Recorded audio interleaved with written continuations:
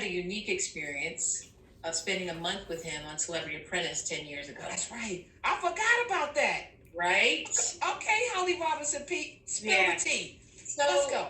So back then, that was, let me set the stage. So he hadn't really quite started that whole birther thing yet, because I would not have gone on the show. Period. Mark Burnett called me and asked me to go on the show, and he had seen my fundraising and said he really wanted to help me in charity, and they have a bigger budget for charity donations, and he thought it'd be good. And I said, you're not going to try to like make me the new Omarosa and like try to make me the mean black lady or anything, are you? Because this is not something I really want to do. I'm not interested in that. I watched the show, and you had Pierce, this guy on, and Joan, and they're all going at each other. I said, y'all don't want to meet Philadelphia Holly, because Philadelphia Holly is not the Holly that everybody knows from TV. The combination of power and corruption and all that stuff just really just made him go to that next level of just, I don't know who this guy is. And well, they say success and money magnifies who you are. So right, it's power. It's power. It's the power I think that he has, and then ego and the narcissism and all the other issues that he struggles from. So I spent that month with him, and he was, kind of lovely to me. But then, shortly after the finale, rumors started going around that he had tossed out an N-word in referring to me. And I was like, huh? And then when the producer told me when it happened during the finale, I remember the moment. I wasn't in earshot, but I could see them deciding between me and Bret Michaels. And Bret, yes. Right? And Bret was coming off of his head exploded, his pelvis exploded. I mean, everything went wrong for Bret, and he was like on the cover of People magazine, on the Oprah show the day before the finale. I knew I wasn't going to quote unquote win. I didn't care because it was all about the money for the foundation.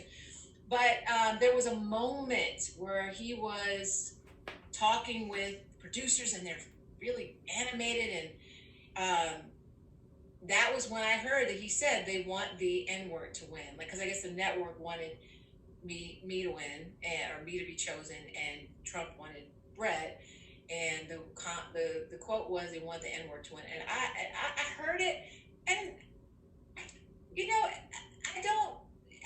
How could anybody believe that he wouldn't say something like that? I firmly believe he probably uses that language all the time. And so, and then by the time it sort of started resurfacing, I didn't even really address it too much, because I felt like, what difference is it going to make?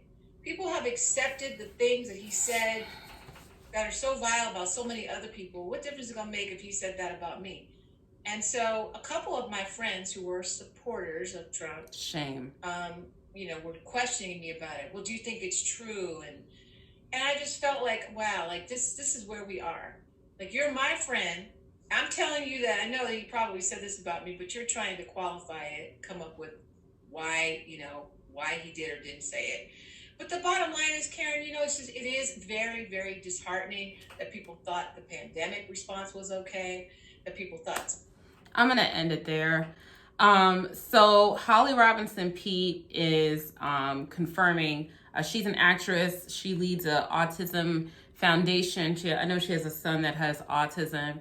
And she is, I would put her like in legend status. I really, really would. I don't want to disrespect Holly Robinson Peete. But why would you wait until after the election to say anything? Why? Why would you wait until after the election in 2016 to say anything? She should have said this in 2015. She should have said this in 2014. She was on The Apprentice before the election, before Trump was voted into office the first time. And it's this type of silence that lends itself to discrimination. It's the type of thing that allows this type of institutionalized discrimination to continue.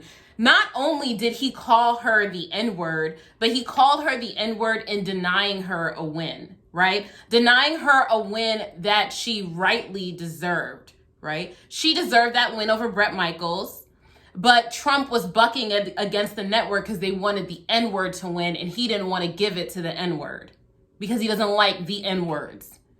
So every time one of these black people gets up here and tells us stuff like, oh, he's not racist and he's the least racist person that you know, They are lying. They have some type of financial interest in trying to sell Donald Trump to us. And no one needs to be sold as non-racist to us unless they're racist. You don't need to offer 50 Cent $1 million.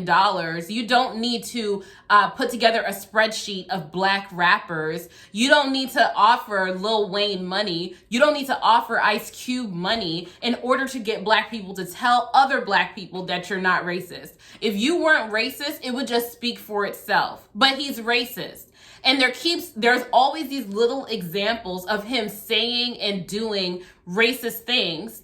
And one of them has eventually become the straw to break the camel's back. Thank God he didn't win re-election this time, but he got 70 million votes. Had the Democratic voter turnout been lower, he very well could have been re-elected. And Holly Robinson Peete was sitting on this information back in 2014, 2015, and 2016, and definitely could have mobilized black people to say, look, this guy is racist. You have to explicitly tell people about these type of things. And I feel like when you suffer something like that, it's not up to you anymore to determine how much weight that thing holds, how much value that thing holds. I think that once something like that happens to you, if you survive that, you have an obligation to put other people on notice. I'm going to give you guys a good example of this, right? Gayle King. Gayle King was interviewed by Oprah many, many years ago. Like, I feel like I was a teenager when this interview took place. But Gayle King said that she was either a victim of a sexual assault or an attempted sexual assault. I think it was an attempted sexual assault by like a date rape type of situation. And the guy went on to actually date rape one of her friends. And she went to go visit her friend in the hospital, and she said to her friend, I'm so sorry this happened to you. You know, this almost happened to me. Like, I went on a date with him and it almost happened to me, but I didn't tell anybody. And the friend was furious with her because she said, well, why didn't you tell somebody so that I could have kept it from happening to me? Maybe it had always been a rumor that Donald Trump had called somebody the N-word on the set of The Apprentice. But the person that he called the N-word would never come forward and say who it was. So we were all allowed to doubt that it had actually occurred. And Holly Robinson Peete was the person that he was talking about. I mean, imagine, she's a nice lady, you know what I'm saying? Like, I'm not trying to dog this woman or disparage this woman, right? She's a nice woman, but sometimes you have to be more than nice. Sometimes you have to stick up for your own people. And sometimes you have to speak up and say something. You can't allow things like that to be swept under the rug. That's how sexism in the workplace perpetuates. That's how racism in the workplace perpetuates. Even though The Apprentice was only a TV show, it was an example of what really does happen to black people in the workplace.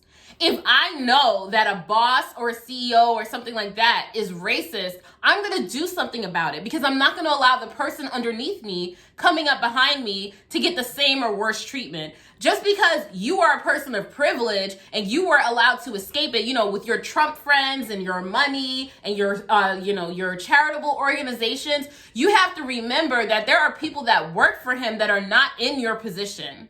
And then there was an entire country that depended on him.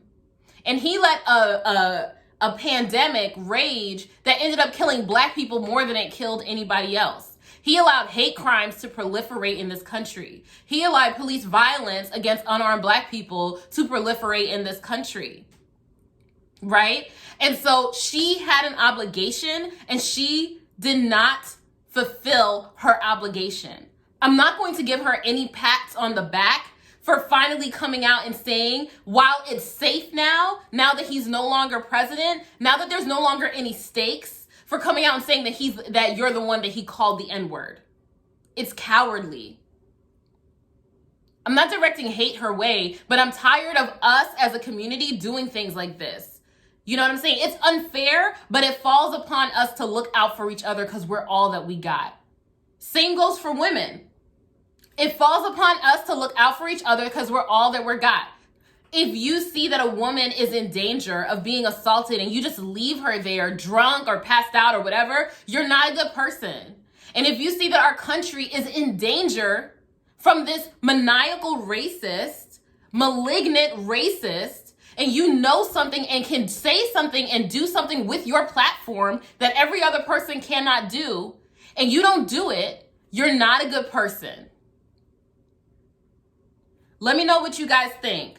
This just happened. I just found out about this. She just gave this interview yesterday. I think it's to Karen Civil is who she gave the interview to. I don't think that this is a cute story. I don't think that this is a story where it's like, oh, see, look, we always knew he was racist. I think that this is a story of a failure of one of our own who's in a position of privilege to do what she could have done to help save her union, to help save her country, to help save her people. Bye.